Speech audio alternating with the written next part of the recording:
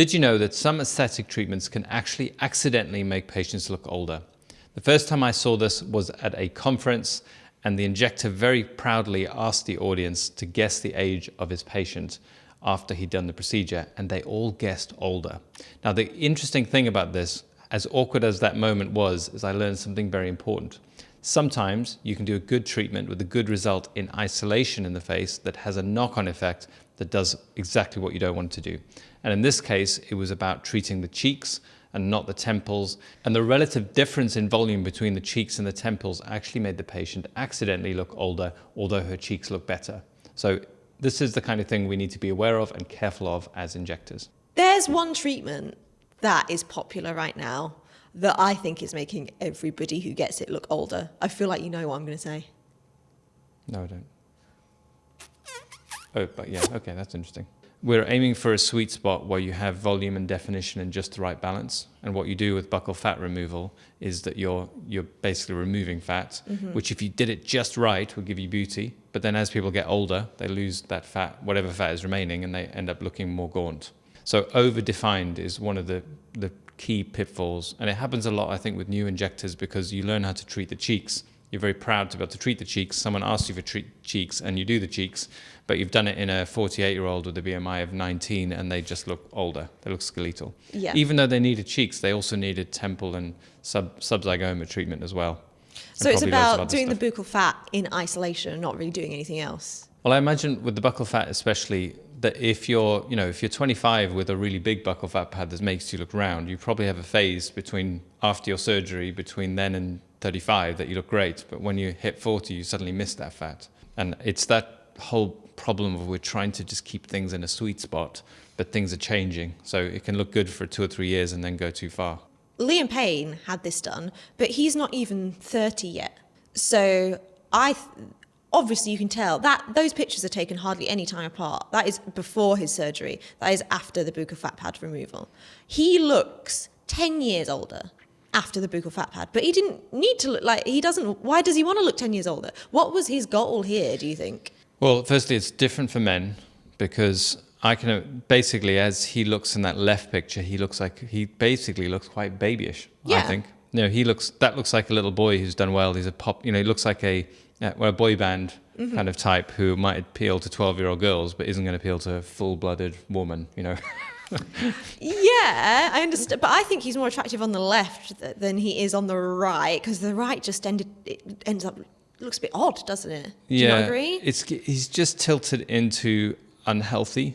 So it doesn't mean there's a lot of over definition goes with are you basically starving or are you getting much older? So there's what I see, the level of definition he's got there is so much higher, particularly with the volume loss, that he looks shockingly older compared with his before. A lot of aging is masculinizing, and so volume loss, increased definition, lower face proportionately getting bigger, upper face getting smaller.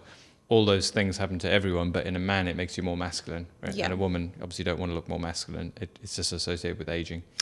Yeah, so there's lots of women getting this as well. I think it's aging them massively. So Leah Michelle has had it. She's gone from looking quite baby-faced to looking... She doesn't look bad, but she definitely looks older. So what is it they're missing? So if they're going for definition, they want more definition. What is it they're missing that they could have had instead of this? Well, I mean, it depends on what they're actually pursuing. There is obviously a look.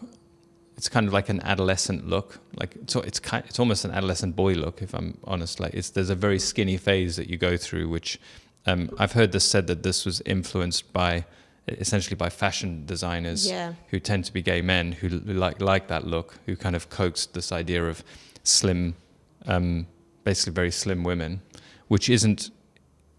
I don't think it's a typical man's first preference, but it becomes the fashion. Yeah. So it's definitely become the fashion. And so there's a fashionable element, which is it's probably the most confusing thing in aesthetics is what is objective beauty and what is fashion. And there's always like a core that I think is objective, but then there's always an overlap. So what I think you're detecting here, if lots of people are doing this, is a trend, a fashion that within certain circles is valued, but isn't probably valued in the mainstream. So obviously there is a beauty involved in seeing cheekbones and jawlines. I think it's tilting beyond, and a lot of fashion is about edginess. You know, if you think about what they do on stage with fashion, it's always something slightly bizarre that makes you stop and think. And then when it basically reaches a high street, it's very filtered down and much more gentle. And it's a little bit like that with these sorts of celebrities, which is they're wanting to stop you scrolling. And the more average you look, the less likely that's going to happen. So there's a pursuit of edginess, which to my eye, it's gone too far, and they've actually downgraded themselves from if they just added another, just soften that shadow ever so slightly more. Let's talk about the other treatments that can age you. So I think if you're in the UK, this was about 2 years ago now, everyone will have seen this influencer. So if you look at what she looks like here, I think she was 20 at the time. I don't think that looks like a 20-year-old woman.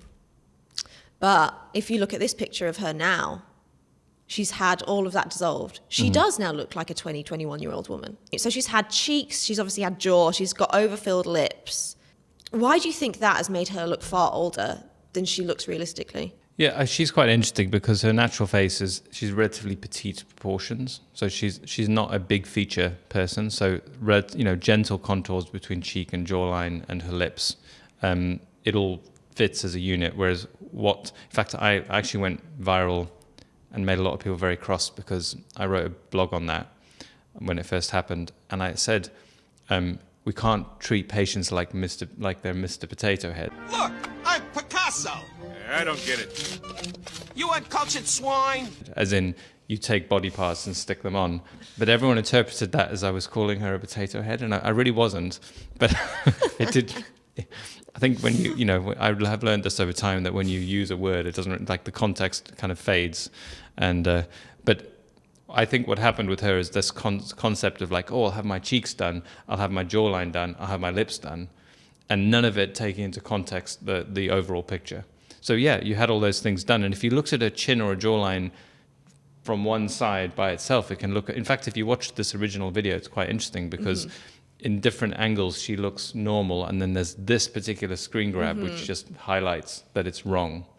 And that, I think this happens to a lot of well-intentioned injectors, which is that you learn a procedure, you pick an area, you treat, it looks good in certain ways, and then you suddenly see them on social media and you can see it's overdone. And this is because it doesn't fit in with her underlying proportions, and it creates a sense of volume loss. Like I said with the lady that when I first noticed this, her temple looks empty here, and if you look at the other picture, it doesn't, and that's because they've just bulked out her cheeks so much and her jawline. So you have the sense of volume loss underneath the cheek, volume loss above the cheek, and that's created by just too much volume in the other places. Why do you think these overfilled lips actually make her look older? Or do you think it's just a combination of all of it together has just aged her? I think you can get a type of aging where the oral aperture, your mouth actually gets bigger. So if you picture a very slim, athletic 80-year-old, or 55-year-old, if they're very slim, their mouth sometimes looks proportionally wider. So they have a shrinking of cheeks and jawline, and the oral aperture, the decrease in resistance. If they're big smilers or have big teeth, effectively the mouth can be wider than it was when they were younger. So it might be a little bit of that. I don't think it's the main thing, but that's a proportionally very wide mouth for her, and that may be the only reason I can think of is that the width sometimes looks more as you get older. Another treatment I think that ages you is if you have Botox too young. So I remember I lived in Essex about 10 years ago now, 12 years ago, and the only way is Essex came out around that time, and the women on that show were my age at the time, about 20, and when their name would pop up and it said their age, I'd be like, what? No way is that woman my age. But then I was looking at them and they all had frozen faces. Do you think there's an element of Botox being done too early that ages you? If you think about a youthful face, it's naturally damped by fat. So that you have a little bit of movement, but also the eyebrow positions and the way your cheek moves when you smile. There's a natural it's not Botox effect, but there's a dampening of muscles that means you don't require as much. When you start to freeze everything, firstly there's the proven effect that muscle atrophy creates a volume loss effect. So you actually lose the volume of the muscle, so that can make you look a bit older. Easy to cure. You just leave a space between treatments. It's not like a permanent thing. And then I suspect the other thing that might be happening is that our brains are so good at picking up patterns that we actually associate.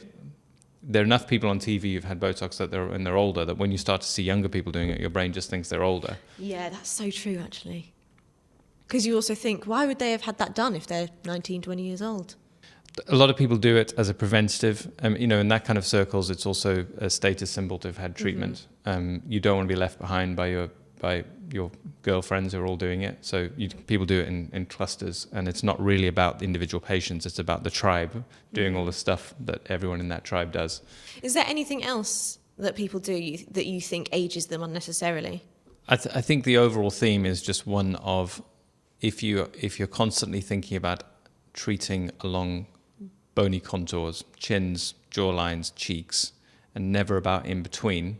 So underneath the cheekbone, in the temple, for example, in the forehead, you naturally create this overdefined, slightly cachexic look. So I hope that's helped you understand some of the pitfalls of treatment and how we're constantly maintaining a delicate balance between definition and volume. If you understand that, you'll help your patients. And if you're a patient watching this, you'll know what not to ask for, and you'll understand by the way your clinician is speaking whether they've taken this into account. So I hope that helps.